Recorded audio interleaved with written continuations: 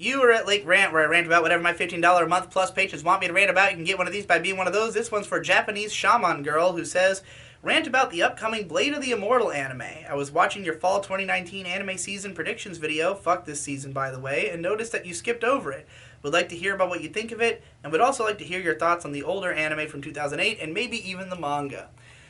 Yeah, so I missed this on the chart because it was in the ONAs section, and I think I just assumed there would be nothing to talk about there. But Blade of the Immortal, it's a classic long-running manga.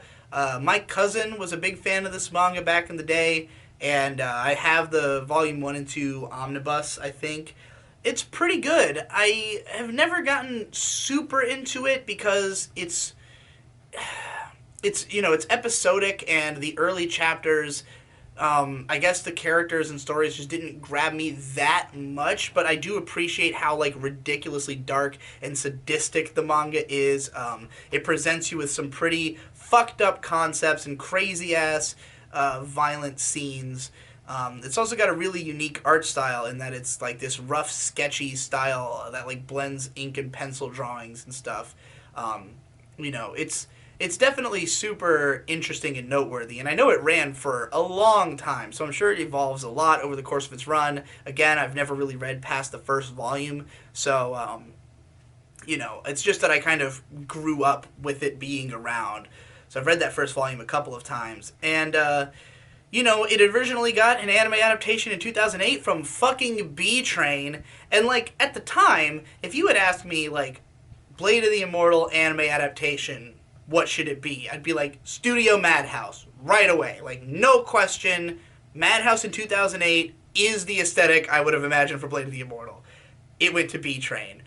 B-Train is the worst anime studio that there is, or was. So, it was shit. I remember watching the first episode, and it was just flat, completely unstylized, boring, tepid. It was garbage. It did not reflect the tone or style of the manga at all, in spite of being a pretty straightforward adaptation.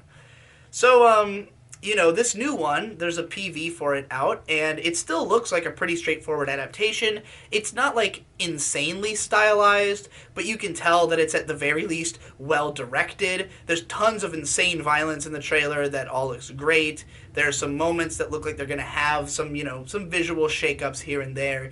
The real question is just what's the tone going to be like, because this is being directed by Hiroshi Hamasaki, I think that's his name, who is one of my favorite directors. He has done Techno Lies, Shigarui, and Steins Gate, all of which are slow, dark.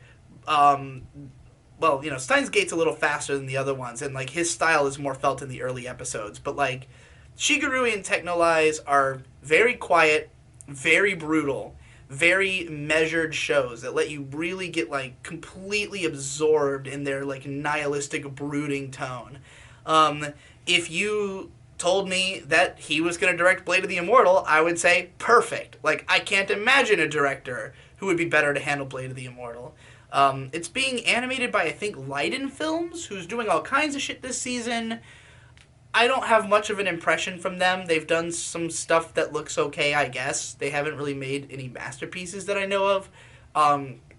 So it's ambitious, I feel like, for them to do this. But it's like an Amazon Prime original series. I think it's like literally being made for Amazon Prime, which I think might be a first even. So that's interesting in itself. I'm definitely curious about it. I'll definitely watch it. I might read the manga next to it just for comparison and decide what I like more, But I mean, the guy who did Shigarui doing Blade of the Immortal sounds about as appropriate as it could be. So let's hope it's good.